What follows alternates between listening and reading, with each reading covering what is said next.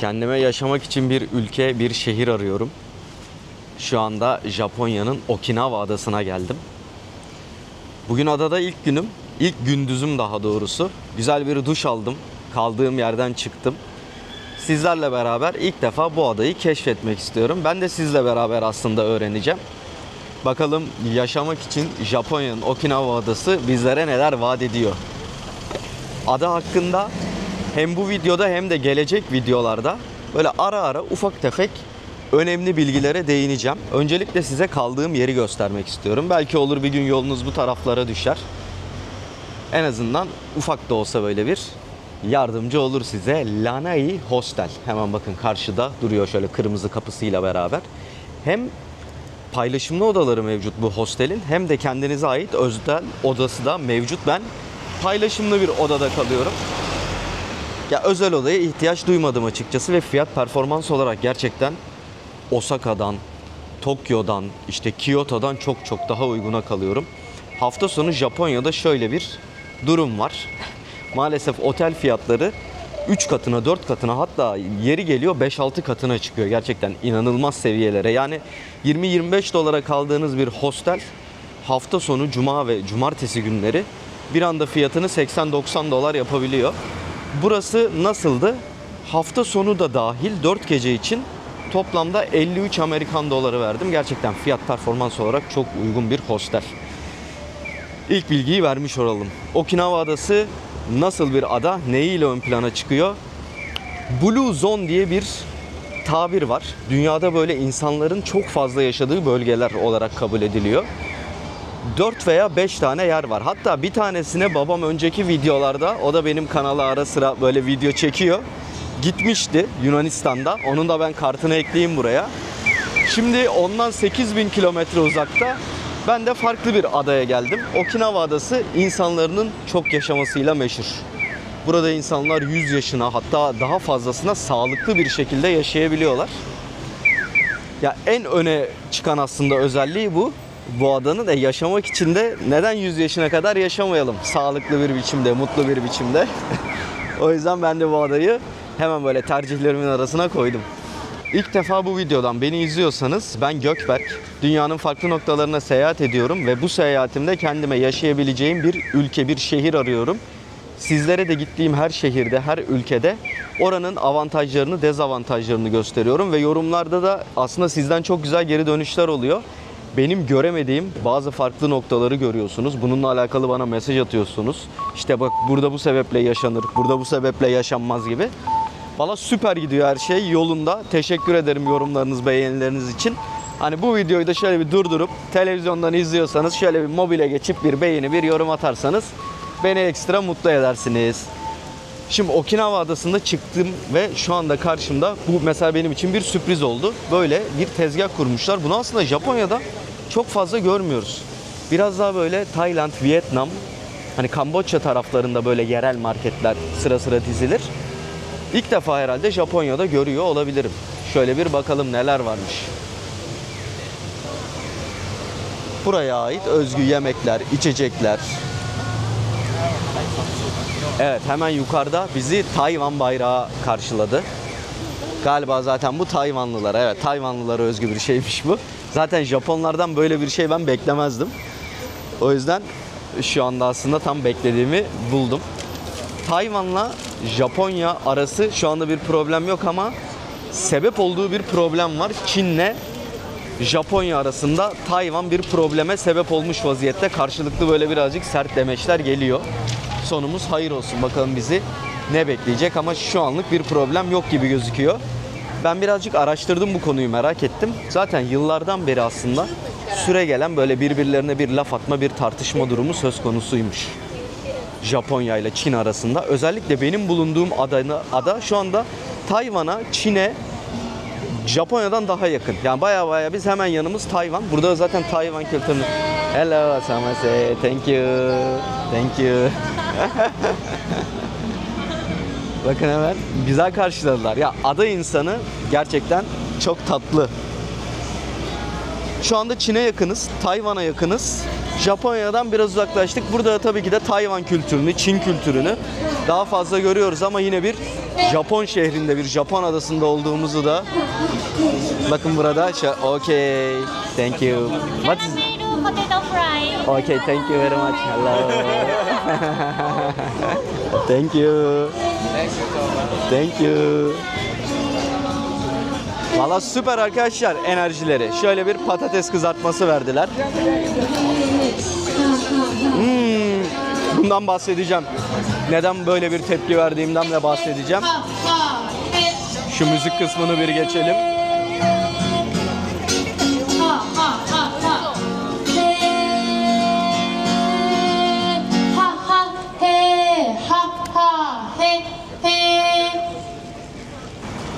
Patates konusuna geri döneceğim aklımda, fakat karşımda hemen görmüş olduğunuz heykellere Koma Inu, yani aslan köpek diye isim vermişler. Bu heykeli böyle şehrin ve adanın farklı yerlerinde görüyoruz.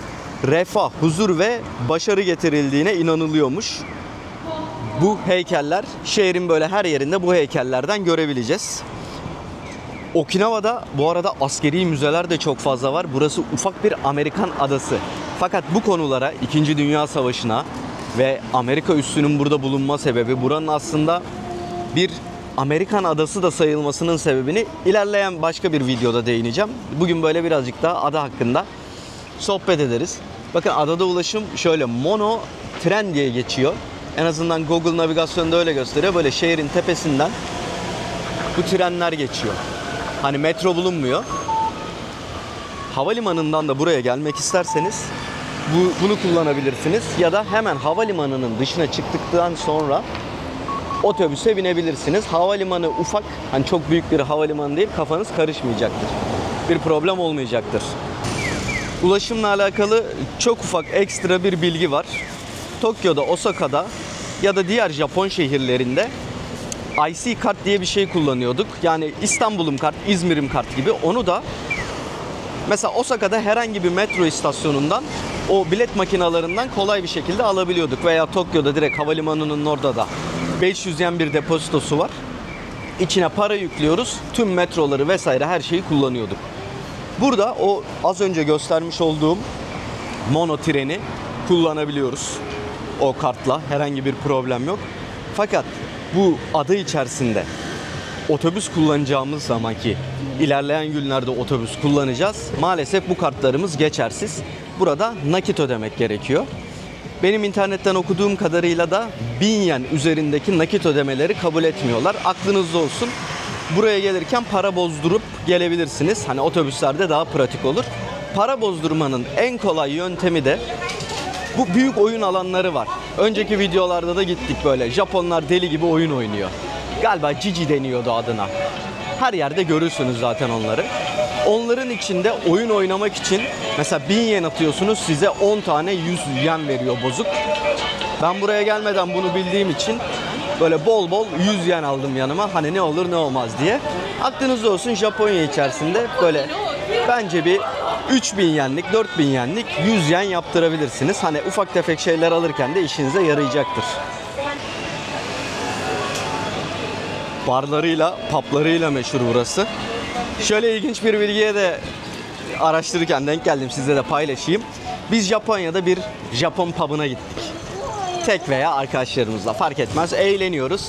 Birer tane de alkol söyledik. Havaya kaldırdık kadehleri. Türkiye'de ne diyoruz? Şerefe. İngilizce'de ne diyoruz? Cheers.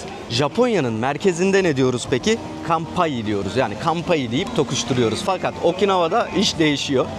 Burada kari diye, böyle biraz da sondaki i'yi uzatarak kari diye cheers yapıyoruz. Aklınızda olsun.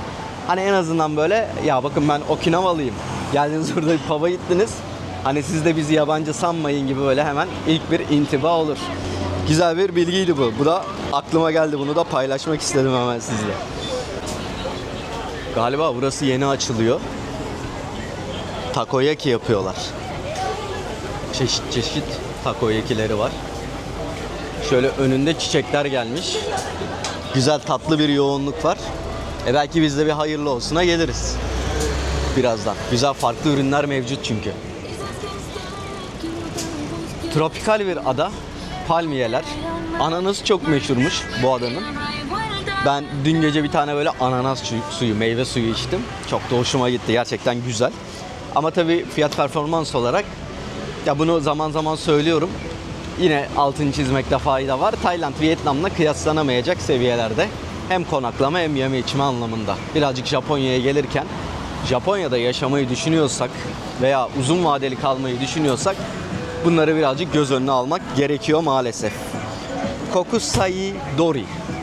Şu anda yürüdüğümüz bu caddenin 1,5-2 kilometre boyunca adı Kokusai Dori. Aslında hayat Okinawa'da burada. Burada akıyor. Şu anda gündüz vakti geldiğimiz için birazcık böyle gözünüze boş gelmiş olabilir. İçinizden şu da geçiyor olabilir. Ya Gökberk, hayat burada akıyor diyorsun ama etraf öyle çok da kalabalık gözükmüyor. Hani Okinawa sıkıcı bir adamı, boş bir adamı. Saat şu anda birazcık erken. Zaten vlogun ilerleyen kısımlarında akşam da tekrardan bu caddeye geliriz. Akşam böyle 6 gibi 7 gibi oldu mu insanlar sokaklara çıkmaya başlıyor bu adada.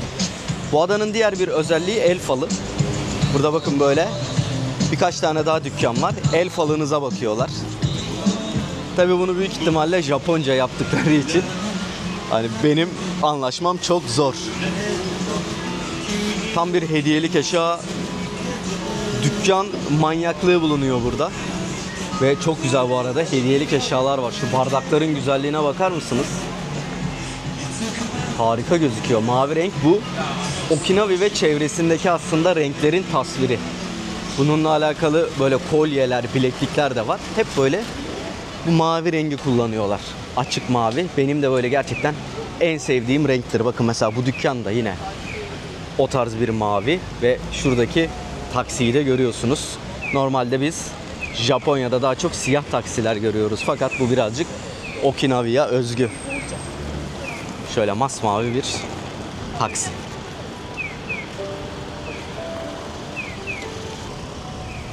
Okinawa'ya geldiniz. Gökberk, çok güzel anlatıyorsun. Etrafta çok güzel gözüküyor. Bu bölgenin ismi ne? Biz hangi bölgede kalacağız? Oteli de gösterdin ama bölgenin adını vermedin. Naha arkadaşlar. Çok basit. Yazıldığı gibi okunuyor. Naha bölgesi Okinawa adasının aslında en hareketli, en canlı bölgesi. Hani ben de geldiğimde burada konaklıyordum. Siz de zaten bence geldiğinizde bu taraflarda konaklayabilirsiniz. Japonya'nın Hawaii'si. Birazcık mesela Amerika'da da Hawaii adasında da çok fazla Japon yaşıyormuş. Burası da aslında onun birazcık alternatifi olarak sunuluyor. Sezonda yazın gelirsek çok sıcak bir hava ve inanılmaz güzel plajlar, sahiller var. Hava önümüzdeki günlerde güzel gösteriyor. Eğer bir terslik olmazsa ben de bir tane, en azından birkaç tane olsun, sahile gitmek istiyorum. Şöyle kapalı çarşısı var. Şöyle bir kapalı çarşıyı da gezelim. Ben de sizle beraber gördüğüm için ekstra heyecanlıyım. Ya ben bu bölgeye geldim ama böyle o kadar kısa gezdim ki yani hiçbir şey anlamadım. Zaten yorgundum. Şimdi böyle yavaş yavaş rahat rahat geziyorum. Bakın size bahsettiğim o işte mavinin tonları burada. İnciler, kolyeler. Yani buraya hanımefendiler gelirse o ne yapıyor? Hello, what is this? Ha, face mask. Okay, thank you. Yiyecek bir şey mi sandım da. Yüze sürülen maske arkadaşlar. Temizlik, cilt ürünü. Uf, çok güzel bıçaklar var. Bakar mısınız bıçakların güzelliğine?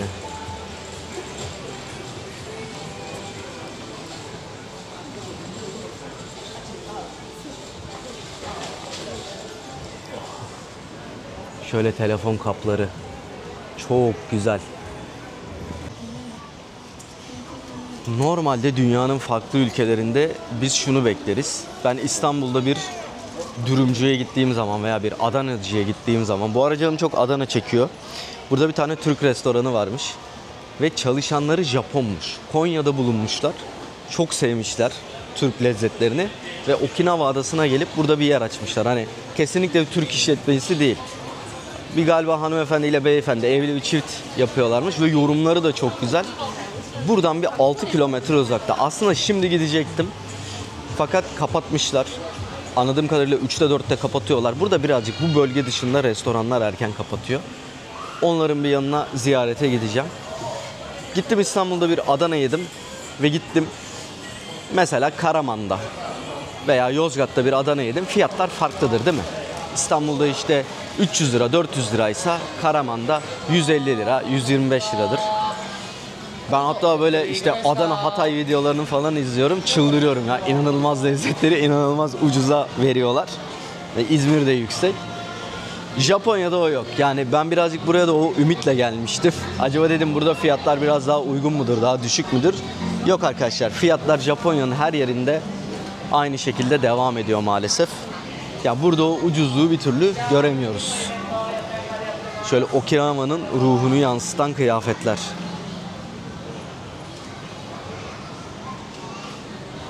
Hava durumu çok güzel. Şu anda 25-26 derece ve güneşli. Muzlar. Osaka ve tabii ki de Sapporo zaten çok soğuktu. Osaka da artık soğumaya başlamışken burada artık normal bir tişörtümü giydim. Altıma bir blue jean. Dışarı çıktım, hani hiç üşüme vesaire yok. Akşam da böyle dün akşam işte bir dışarı çıkayım dedim. Tişört, Allah dedim üşüyeceğiz. Bir çıktım. Evet. Beni daha önce böyle tropikal bir adada bulunanlar veya tropikal iklime yaklaşanlar anlayacak. Böyle bir havası farklıdır. Böyle bir nem gelir.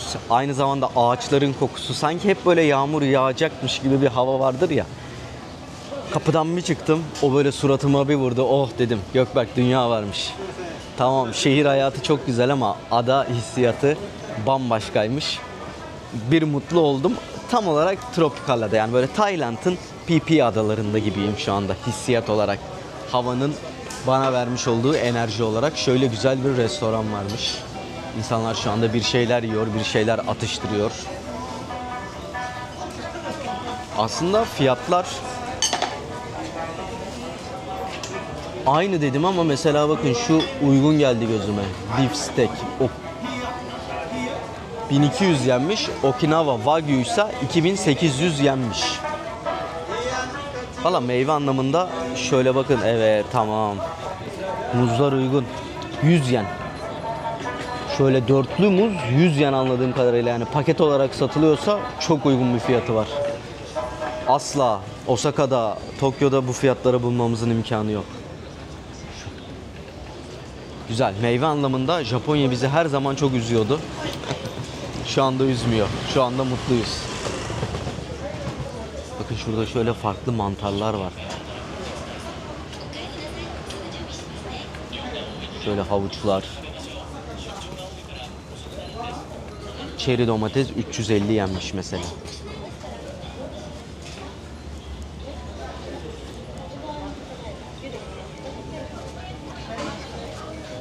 Şu sokağa bir bakalım. Hoşuma gitti. Güzel gözüküyor sokak. Kahve dükkanları. Meyve üzerine daha çok kahve dükkanları. Yani smoothie tarzı yapıyorlar. Hello. Şöyle bir bakalım sushi'ler vesaire. Thank you very much. Arigato. Sushi'ler varmış.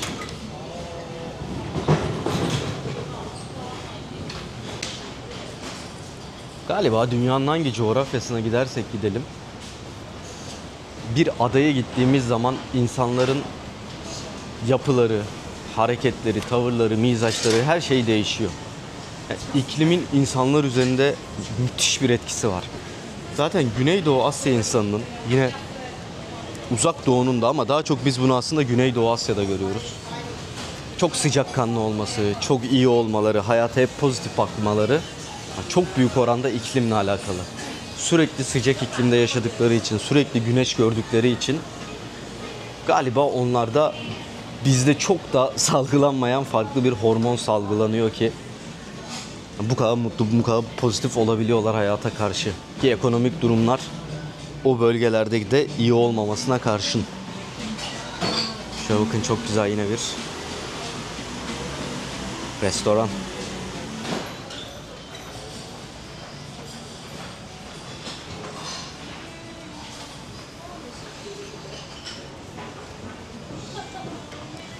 İngilizce bu adada büyük bir problem değil. İngilizce biliyorlar. İngilizce menüler var. Çünkü yaklaşık 30 bine yakın Amerikan askeri burada. Üslerde bulunuyor. Aileleriyle beraber aslında 80 bin, 100 bin Amerikalı burada yaşıyor. Ara ara görüyorum onları. Ailelerini görüyorum. Kendileri asker olduklarını tahmin ediyorum. Çünkü aslında hal ve hareket tavırlarından kendilerini de belli ediyorlar. Şurada bir deniz pazarı varmış. Şöyle bir oraya da bakalım mı?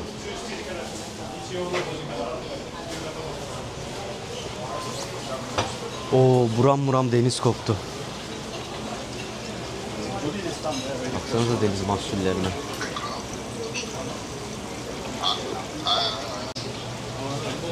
Balıklar. Oo, bu neymiş böyle? Çok güzel gözüküyor. Çok güzel gözüküyor.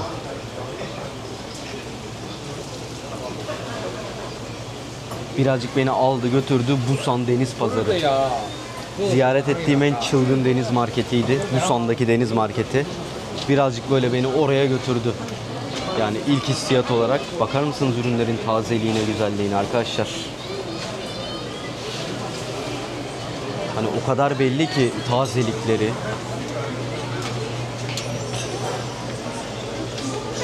İşte bu insanlar neden bu kadar uzun yaşıyor? Buradaki bu sağlıklı deniz mahsullerinden besleniyorlar tabii ki de. Az stres. Burada bir Japonca terim var. Şu anda adı aklıma gelmedi. Alt kısma yazayım. %80 doyunca kalk sofradan diye. Bu insanlar %80 doyunca sofradan kalkıyorlarmış. Ben hayatımda gördüğüm en ilginç balık olabilir. Kıpkırmızı bir balık. Ve hemen arkasında da yine masmavi bir balık. Okinawa balığı olsa gerek. Dün hostelde bir tane Japon abim kalıyor. Kendisi şundan almış. Ben de dedim ne bu acaba yiyor diye. Şunu gömüyordu. Bildiğiniz böyle salata gibi gömüyordu.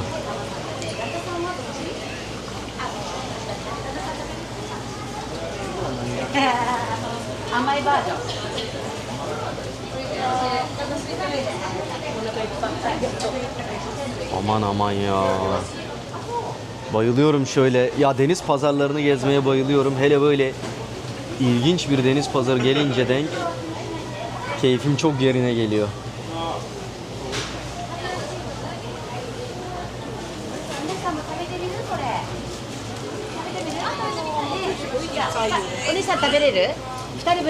Burası galiba turşu kısmı. İşte denizden çıkarttıkları ürünleri turşu yapıyorlar. Hello.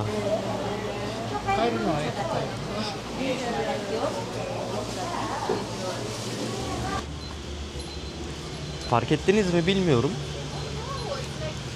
Bu kısım böyle ara sokakları biraz daha Tayland'a benziyor. Ben Tayland'a çok benzettim. Yani böyle gözlerimi bir anlığına kapasam, şöyle bir açsam neredeyim ben diye herhalde Tayland derdim. Tayland'ın böyle Bangkok'un benim kaldığım o arka sokaklarına, o taraflara çok benzettim buraları. Tabii ki de diğer şehirler kadar bu arada, Osaka kadar, Tokyo kadar bence temiz kelimesi doğru değil, temiz. Bakımlı belki de değil. Yani bakım noktasında biraz daha eksik. Mesela bakın yollar böyle çukurlaşmış, işte üstlerini dökmüşler ama hani belli bir nizami yok. Ya Tokyo'daki o jilet gibi, Osaka'daki jilet gibi yollar burada yok ama çok normal. Ada hayatı. Bence yapıyorlardır ama bozuluyordur. Onlar yapıyordur. Hava şartları, hava durumları bozuyordur. İnsanlar daha çok böyle şortla geziyor, terlikle geziyor. Mesela şu binalar sol tarafta şu an kadrajın. Japonya'da göremeyeceğimiz kadar, sık göremeyeceğimiz kadar eski ve bakımsız gözüküyor.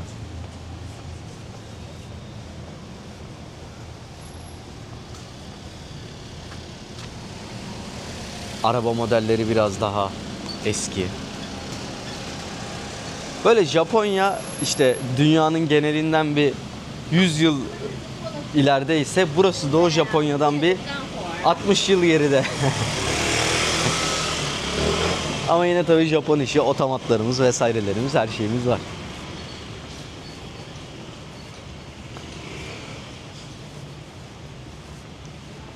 Aman aman, dünya tatlısı.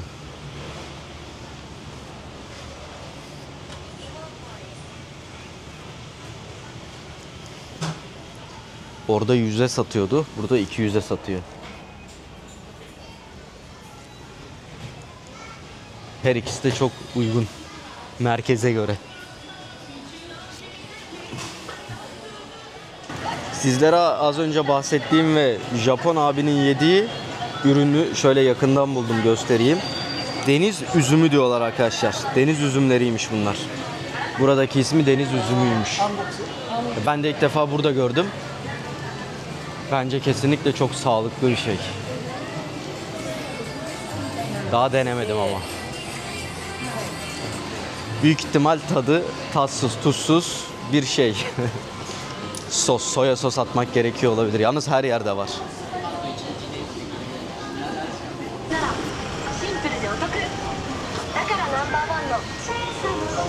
Birazcık akşamüstü olmaya başladığı an hemen bakın etrafta olmaya başladı.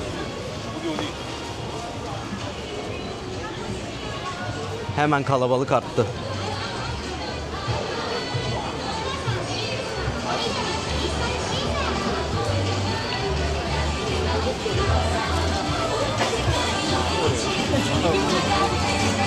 Şöyle bir night club varmış.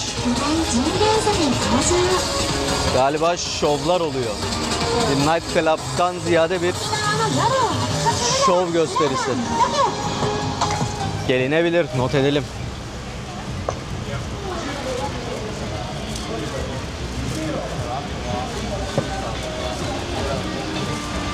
Gençler bu arada kıyafet ve tarz anlamında yine büyük şehirlere göre çok daha normal.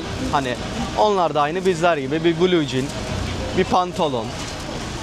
İşte kız arkadaşlarımız normal. Onlar da şortlarını, pantolonlarını vesaire giyiyorlar. Öyle çok iddialı kıyafetler, çok farklı tarzlara bu arada pek ben denk gelmedim, rastlamadım.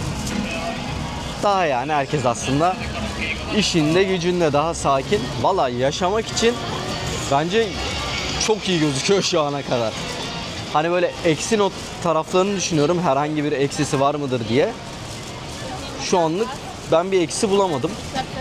Hani acaba ilerleyen süreçte ama sıkılır mıyım diye bir korku var içimde. Az da olsa hani belli bir noktadan sonra. Çünkü aslında hareketli bölgesi sadece burası gibi duruyor.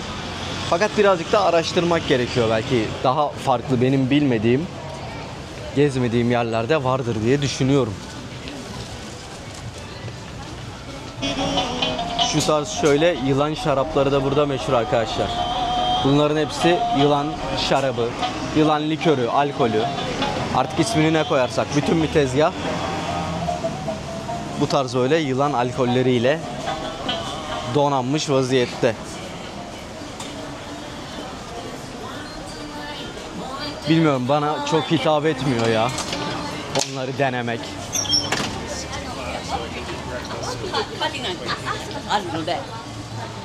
Böyle kadraja ara ara yansıyor Amerikalılar. Tabii onların bir bölgesi var. İlerleyen vloglarda oraya gideceğiz. Marketler yine Family Mart. Her zaman meşhur. Hemen bak, yanında 7-Eleven da var. Marketlerle alakalı hiçbir problem yok. 7/24 açık hepsi.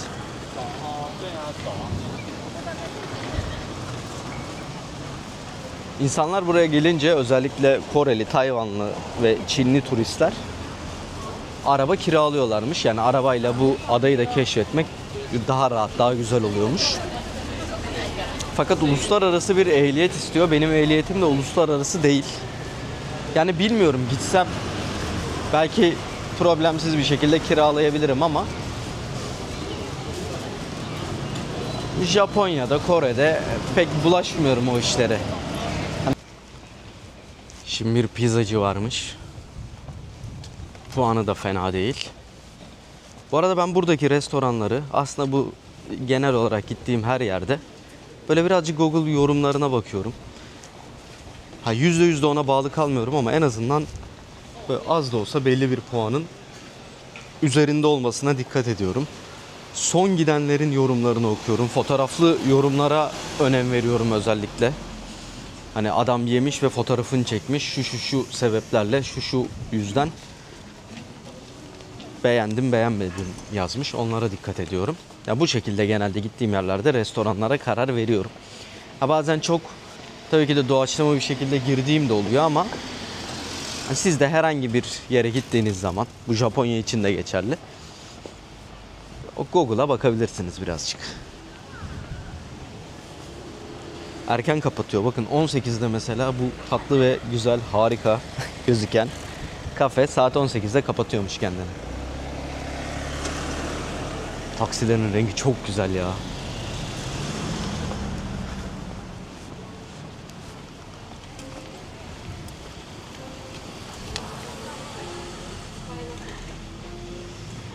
Ama o Türk lokantasını çok merak ediyorum.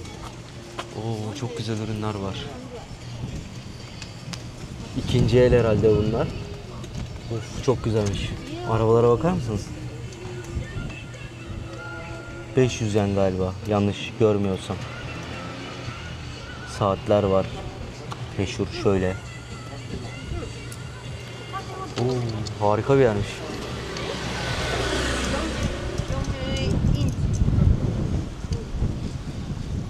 Burayı unutmayalım. Bir daha gelir bakarız. Oo, birazcık esti.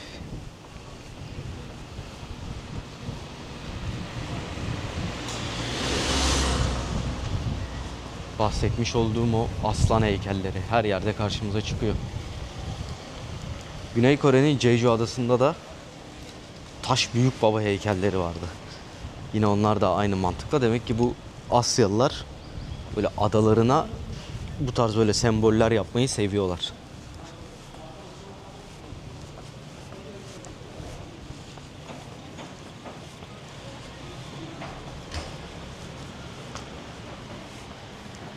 Bu sokak galiba böyle sanat üzerine bir sokak. Burayı görmüştüm ben araştırma yaparken, fakat hangi sokak olduğunu bilmiyordum. Demek ki bu sokak o sokak.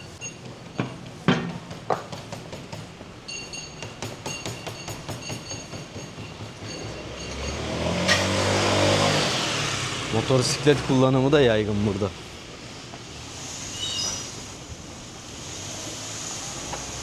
Evet bakın, handmade diyor. Burada da yine böyle aksesuarlar, el yapımı ürünler.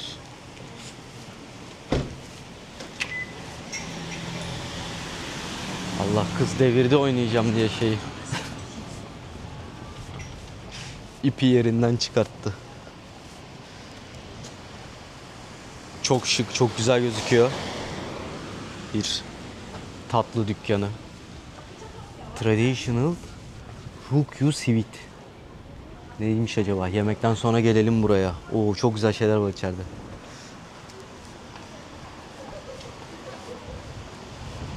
Size de bu oluyor mu? Ben böyle gittiğim ülkelerde gördüğüm her kafeyi, her restoranı, hepsini denemek istiyorum. O yüzden bana bazen soruyorlar, X bir şehir için 3 gün yeter mi? Ya 3 günde toplasanız 6 öğün var. Hadi içeceklerle 10 öğüne 10 farklı yer deneyebilirsiniz. Bence yetmez. Bu tarz böyle kafeler, restoranlar çok hoşuma gidiyor. Gireyim, oturayım. Baksanıza mesela bir tanesi daha bu yanda bizi karşıladı. Burası da aynı Sapporo gibi.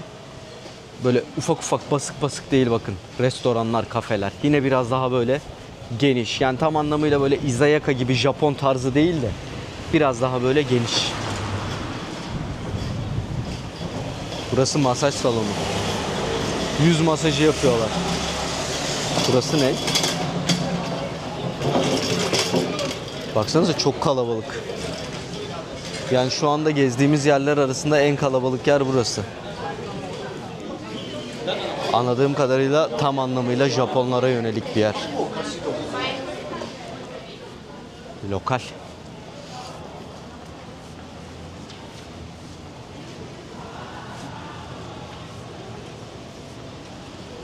Söylememe gerek yok ama tekrar belirteyim. güvenli. Yani 7/24 Japonya'nın diğer tüm şehirlerinde olduğu gibi güvenle gezebilirsiniz. Çok ilginçtir, sokak hayvanı var ama köpek değil, kedi var. Çok fazla kedi gördüm sağda solda. Yani Japonya standartları için çok fazla. Burası biraz daha böyle kıyafet, giyim üzerine bir pazar yeri. Sağ taraf, yine sol tarafta. Bakın giyim üzerine. İkinci el ürünler, kitaplar vesaire. Böyle üstü kapalı. Tabi tropikal bir iklim olduğu için bol bol yağmur yağıyordur. O yüzden Japonlar böyle üstü kapalı yerleri seviyorlar. Şu ekranın sol tarafında bulunan bina mesela Japonya'ya göre, buranın standartına göre oldukça eski bir bina olarak gözüküyor.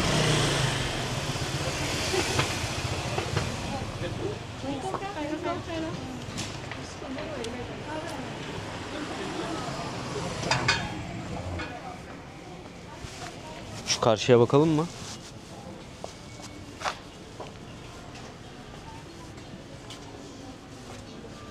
Daha böyle medikal ürünler.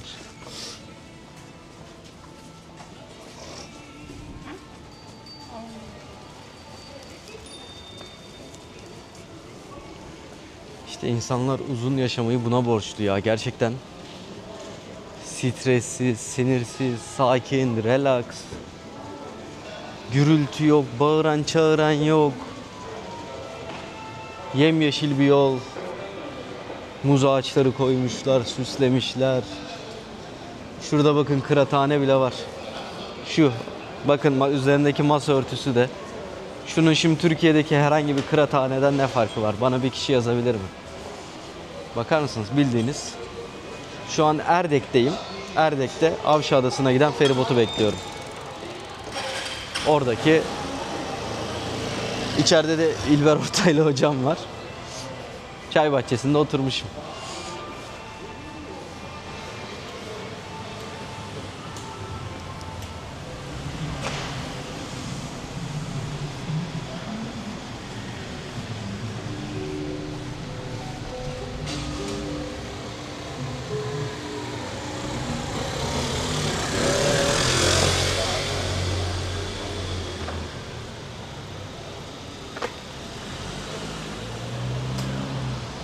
Geleneksel Japon sunum tabaklarından. Yine Çin de aynı şekilde kullanıyor. Çin sunum tabaklarından. Onlar böyle çayları ufak içiyor. Küçük. Yahu bayıldım bu caddeye ya. İnsanın gerçekten ne kadar güzel tesadüf eseri bulduk. Bir de hani bilmiyorum şu anda neredeyiz. Öyle haritadan vesaire de bakmadık. Tesadüf eseri girdik ve müthiş bir yer bulduk. İşte az önce bahsettiğim konu bu. En güzeli şehirde böyle bol bol gezeceksin. İnternete bağlı kalmayacaksın. Baksanıza şuraya.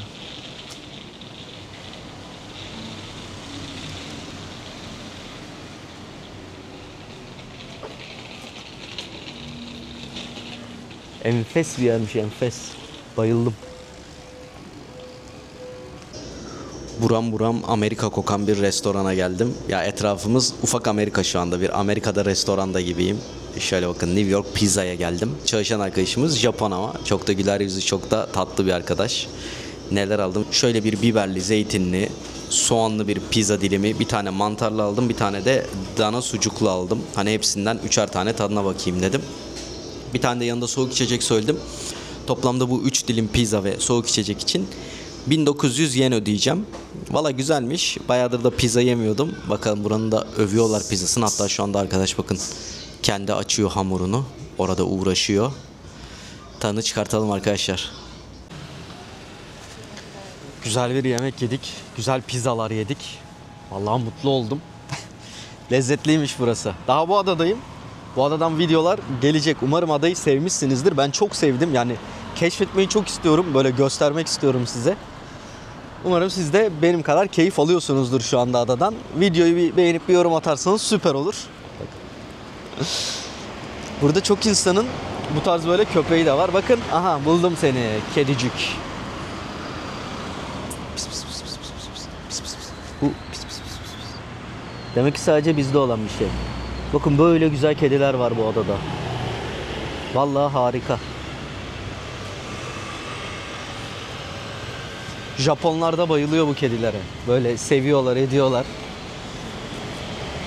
120 dakika boyunca 5500 yene, galiba vergi dahil 6050 yene sınırsız et yiyebiliyorsunuz. Yani 2 saatte ne yiyebiliyorsanız yiyorsunuz. Son 30 dakikasına kadar bu arada sipariş verebiliyorsunuz. Genelde öyle çalışıyor restoranlar. Bak, kafe dükkanı burası. Kapı kapalı. Kafe kapalı. Tüh, çok güzel bir kafeydi ama kapatmışlar. Görsellerde arkada böyle harika bir bahçesi vardı. Fakat şu anda kafe kapalı. Neyse, başka bir kafe buluruz. Şehirde gezmeye devam edelim. Bir şekilde yollar bizi yine bu caddeye atıyor. Kalabalık caddeye atıyor. Steak Han. Hemen şu karşıda. Ona Cengiz Han diyorlar bu arada. Bildiğimiz Moğolistan'daki liderden bahsediyorlar. Cengiz Han Steak diye bir şey varmış burada. Bu şehirde de var demek ki. Restoranların olduğu yine güzel renklendirilmiş, ışıklandırılmış bir sokağa geldim. Oo, harikaymış burası. Tüh, keşke acaba burada bir kahve içebilir miyiz bir yerlerde? Harika gözüküyor etraf.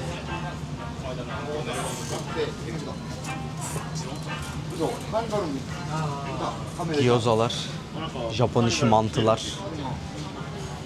Çok güzelmiş burası ya. Bayıldım şu anda buraya. Bambaşka bir dünya gibi. Rengarenk.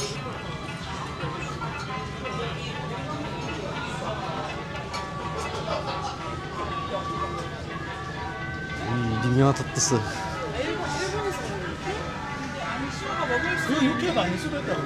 Böyle çok geniş bir yer değil, çok büyük bir yer değil ama sağlı sollu her tarafta restoranlar, izayakalar ufak ufak.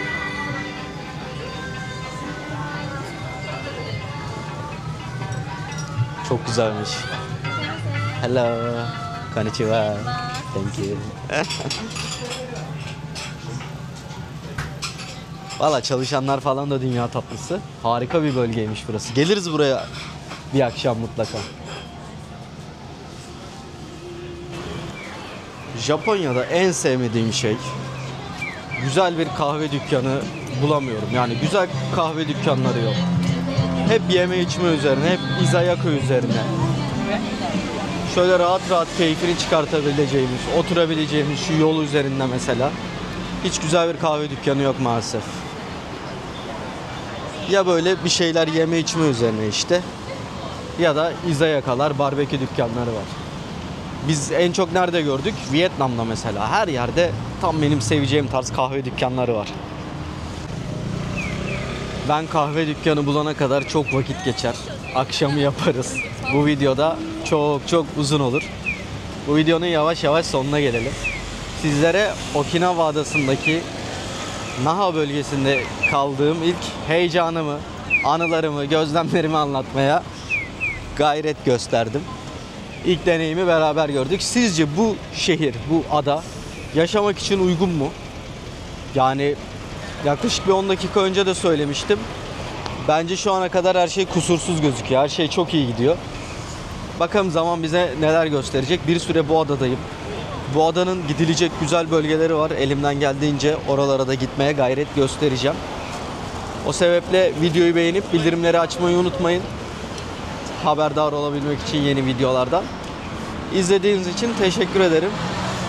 Güzel bir adadan, güzel bir akşam üstünden, kalabalığın iyice arttığı bu anlardan, ki buraya mutlaka bir videoda akşam haline de yer vereceğim. Akşam gerçekten çok canlı, çok renkli. Harika gözüküyor etraf. İzlediğiniz için teşekkür ederim. Hoşça kalın, iyi bakın kendinize. Bir sonraki videoda görüşürüz tekrardan.